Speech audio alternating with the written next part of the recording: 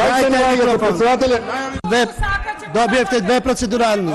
Тоа дома да се одите колку сакате. Гласни довикувања, собирање пратеници околу собраниската говорница, меѓусебни опоменувања за неделовничко однесување и серија процедурални дискусии.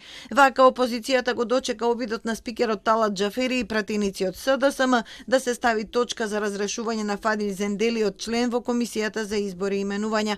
Исклучениот микрофон не дозволи да се чуе што се си рекоа, па се вратија во пратеничките фотељи, но имаше и што да се чуе. Гордана Силјановска, последен пат ви кажувам. Ви ги почитувам. Така е. Ви ги почитувам годините. И ве почитувам како колега. И не дофрлувајте така од место. Да. Годините прво ви ги почитувам.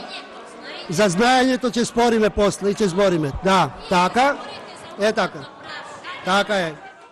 За опозицијските партии ова е преседан, бидејќи не може пленумот да одлучува без соодветен материјал и без мислење на комисиите, а комисијата има доволно членови за да заседава.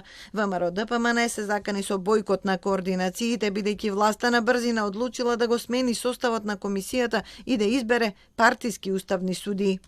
Дали 3 месеци се договараме за нови состав на членови на ова? Да. Дали вчера имавме договор да седнеме и да договориме членови? Да. Зошто денеска не беше испочитувано сето тоа? Зошто во текот на денешниот ден, на 4 минути пред почеток на седницата, закажувате нешто што не го ни спомнавте на вчерашната координација? Се прашувам дали има потреба и веќе мене на тие координации нема да ме гледате. СДСМ го обвини ВМРО ДПМН за лицемерие и подсети како се однесувале кога биле на власт. Еве што се случувало за тоа јавна функција во минатото, кога имало интерпелации на председатели на пратенички групи, еве што одговорила пратеничката група на ВМРО ДПМН. И тоа важи и сега ќе го спроведиме. Ние имаме обврска да овозможиме нормална работа на собрание во остварување на потребите и интересите на граѓаните. Тогаш така сте кажа. Џафери го повика Фадил Зендели самиот да си даде оставка од комисијата, исто како што во декември се повлече од подпредседател на собранието со образложение дека партијата БЕСА преминува во опозиција, а тој е избран како представник на власта.